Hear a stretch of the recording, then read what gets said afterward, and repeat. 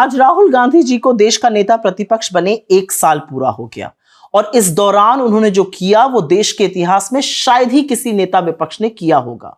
हर चीज की तरह अपने इस रोल में भी उनकी निडरता, उनकी बेबाकी, उनकी दूरदर्शिता और इस देश और यहां के लोगों के लिए उनकी असीम मोहब्बत ही सबसे बड़ा प्रमाण रहा।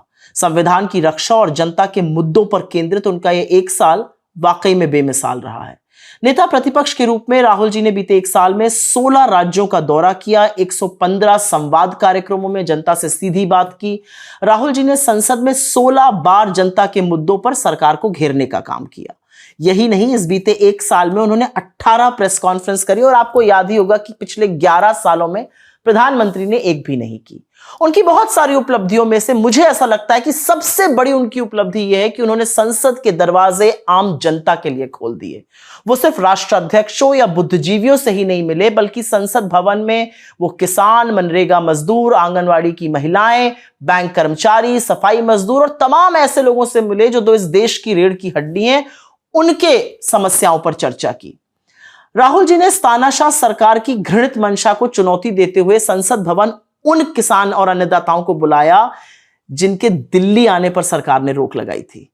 उन्होंने आंगनवाड़ी कार्यकर्ताओं से मुलाकात करके उनका दर्द समझा और देश के हर व्यक्ति तक उनकी समस्याओं को पहुंचाया। उनके मानदेय को बढ़ाने के लिए सरकार पर दबाव डाला।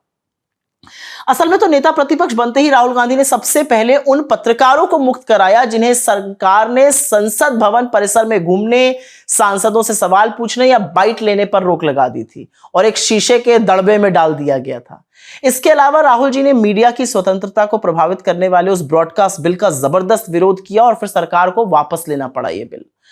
मुझे याद है उनका बजट भाषण ऐतिहासिक था, जहां पर उन्होंने कहा कि सरकार अगर अरबपतियों के फायदे के लिए बजट बनाना छोड़कर किसान, महिलाओं, हाशिए पर पड़े लोगों के लिए बजट बनाए, तब असल मायने में देश की अर्थव्यवस्था प्रगति करेगी।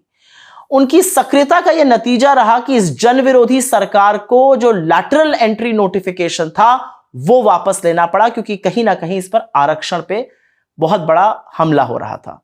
जब राहुल जी जलते हुए मणिपुर पर सरकार की नाकामी को जनता की सबसे बड़ी अदालत में बेनकाब कर रहे थे, तब मजबूर होकर मोदी सरकार को वहां पर राष्ट्रपति शासन लगाना पड़ा।